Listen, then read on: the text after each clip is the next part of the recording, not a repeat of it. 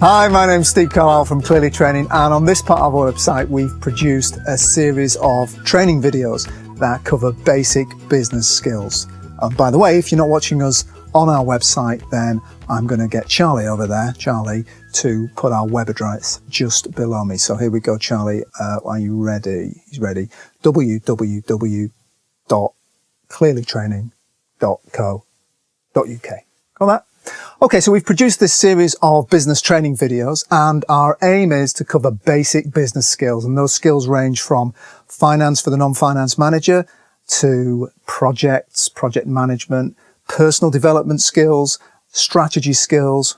We're having a range of videos on this part of our website for you to watch and reflect upon.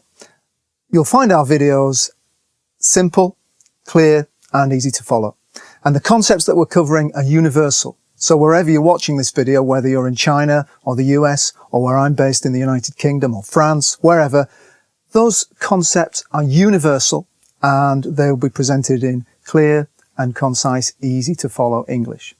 There are one or two places where the rest of the world might use slightly different terminology and so on to that we use in the UK. And where that's the case, we've included those in the videos, or in some instances, for example, with the finance for the non-finance manager, we've actually produced a separate series of videos for the international market. So the videos are arranged in topics, and we've got a series of different topics. If you look at each tab is a separate topic on the website. And then within each tab, there are a series of short videos for you to watch. And you can watch the videos from beginning to end, or you can pick a video that you think covers the area you're interested in. We would advise you to watch them all from beginning to end. Some of the topics are split into different sections, so we might have 5 videos in one section and 5 videos in the second section, where there's a fairly long topic. And, you know, if you've got a basic knowledge of the topic, you might want to go into the second part of the topic straight away without having a look at the first part. Again, we'd advise you to watch the whole thing so you get the full picture. You'll also find on our website, under the online learning tab, that we've taken these videos that are on this tab, and we've then created full online learning packages with those videos. So there you'll find the video, and you'll find a PowerPoint presentation to go along with it, and you'll find some short questions and answers, multiple choice questions and drag and drop questions just to test your knowledge and understanding of each video. And at the end of each section or each full topic, you will find a full case study, which I'll talk you through online, and you can then have a go at answering the case study questions. So that might be something else that you will want to have a look at as well. Okay, I hope you enjoy watching our Clearly Training videos, and we're going to follow this short introduction with a sample from our finance for the non-finance managers, so you can see the sort of thing that we do within our videos. My name's Steve Carlisle. Thanks very much for listening.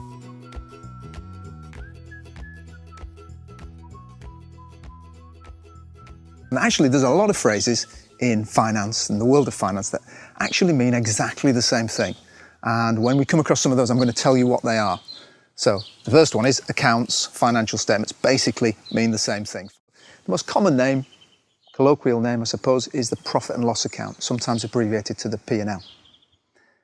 Secondly, the statement is also known as the income statement, and it's the same thing. It doesn't just show your income, by the way, it shows your income and expenditure, but it's often referred to as the income statement. It's just 60,000. So, the question is, if we bought it in January, and it's going to last us for 5 years, and it cost us 60,000, how much are we going to charge in January's profit and loss account? Electricity bill for the month, and we know we've used electricity, so we need to put a cost of electricity into the bucket. So when he's finished doing his work, the accountant, in the bucket are all the things that match to the month that he's doing the accounts for. And then he can produce our profit and loss account. This is at 14,000 at the top and 14,000 down there at the bottom. And it always will, because balance sheet's always balanced. So that's where you get that phrase from, balancing the books. It comes from the balance sheet. That's its original meaning. If your balance sheet doesn't balance, it means you've made a mistake. You haven't recorded both parts of a transaction. Is that we do actually depreciate buildings. Now, of course, in the case of an industrial building, you could probably appreciate that industrial buildings have a limited life, but accountants like to depreciate all buildings. which does seem odd, doesn't it? It's just an accountancy thing that we do. What we don't do, though, is we don't depreciate land.